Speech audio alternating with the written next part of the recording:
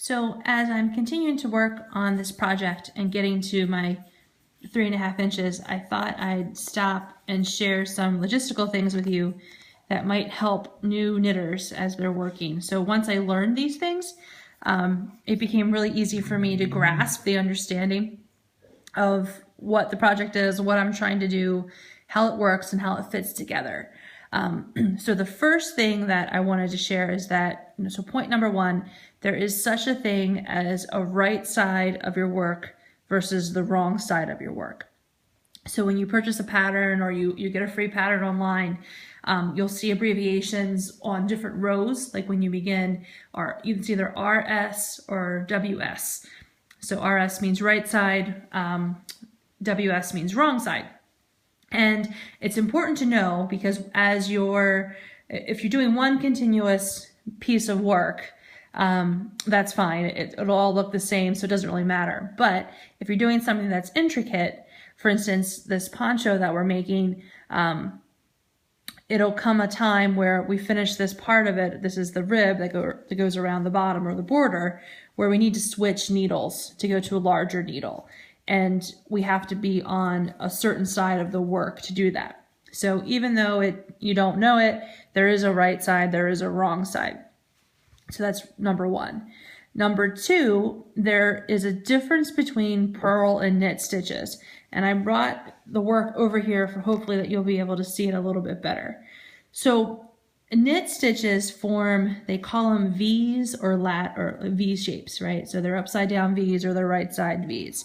So these two stitches right here are creating V's, see?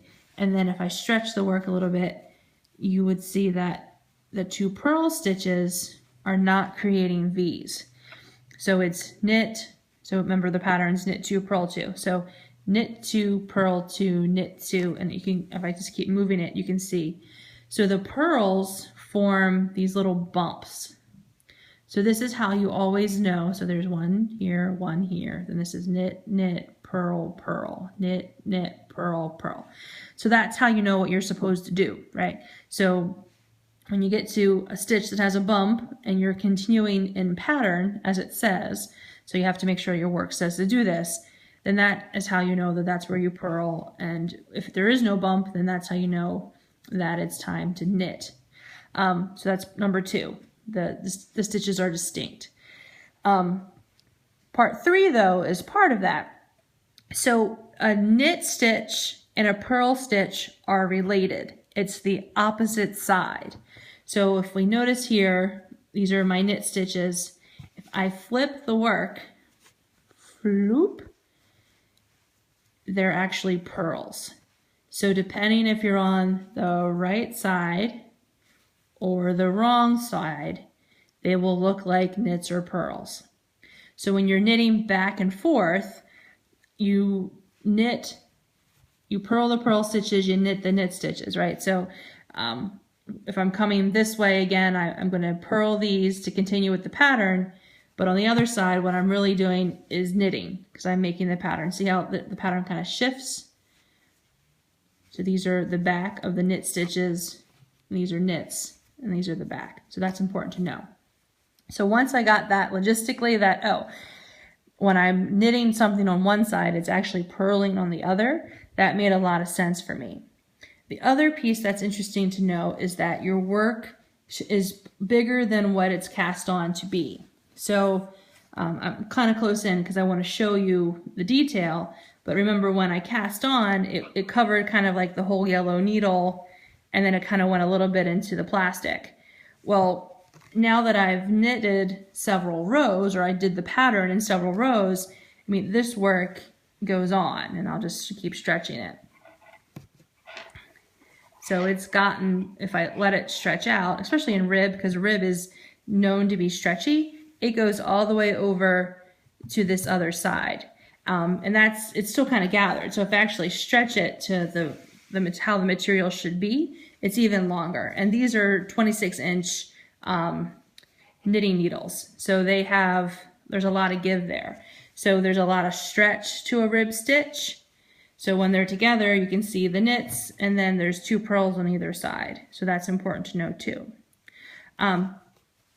the next point is that if you can conquer knitting and purling, you can pretty much do anything as it relates to knitting. So for instance, most of the stitches are just a little bit more intricate. So it might be that you knit for a row and then you have to increase or you have to decrease. So it's knitting increases and decreases in different ways. So as you gain confidence in your knitting and purling, you can try the different patterns. I didn't know this, so this is another point. You can actually, when I first started, you can actually make your own patterns.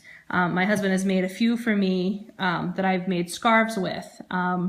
So all you need is really graph paper, and on the graph paper you draw out your pattern. So where you put the pattern could be your knit stitches. So you know when you follow the row across in your graph paper, let's pretend this is graph paper, right? So I would know that if I'm following this blue, that I knit here, I purl here, I knit here, purl here, whatever. But then if I go to the next line, it's all tan, so you just, you knit all the way across. So I'm just pretending that's graph paper, but you get the point. So you can create your own pattern, color things in with graph paper. Most patterns that either online or you can get on Ravelry or you can go to different yarn companies' websites or just Google something, have an indicator at what level they are. So a beginner is pretty easy. It's pretty straight knitting or straight purling. There might be a couple increases here and there, but it's pretty straightforward. There might be a color change and so forth, and that it really depends on what the pattern calls for. This particular pattern that we're working on is intermediate, and I think it's intermediate just because it has cable stitches, which depending on how you cable, you might need a cable needle for. I don't particularly use a cable needle when I'm cabling. I have learned how to cable without a cable needle. So it's basically cabling is just twisting stitches in order of knitting. So I figured out how to do that without a needle, and I'll show you how to do that when it's time to do that. It's also intermediate because it's knit in 2 pieces and you have to sew them together. And it's also intermediate because there's some shaping around the neck where you have to shape the shoulder on either side of the panel that you're creating. So the right side cable has some shoulder shaping, and the left side that's just rib stitch has some shoulder shaping. And then once it's sewn together, you have to pick up and create using the circular needles a turtleneck. So that's why it's considered intermediate. So stitches in different ways. So this is called a rib. This is the border because it's purl 2, knit 2, purl 2, knit 2. There's stockinette stitch, there's basket weave, there's all kinds of things. And all that really matters to that and understanding what that is that the stitches are arranged in different ways. So it might be a knit purl, a knit purl, knit purl, knit purl, or it might be you knit every single row, so you don't purl the reverse row. So that's just all that means. It's just the different ways to use the knits and the purls. Also important to note that you're knitting, you're trying to keep the same size knits, so that you're trying to keep the same amount of tension. That is because, so you want uniformity in your work. So for instance, if I started to get loose, this would get a lot looser, and these ladders or these patterns won't look as nice. So that's important to note. Knitting, it's funny, is actually, I didn't realize how much knitting happens in clothing.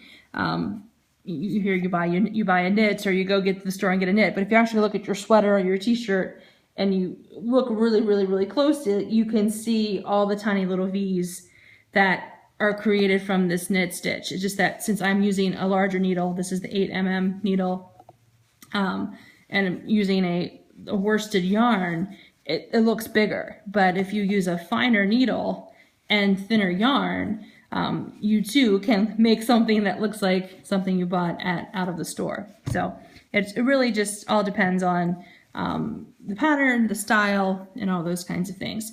So hopefully that helps. Hopefully that gives you a little bit of an orientation to knitting.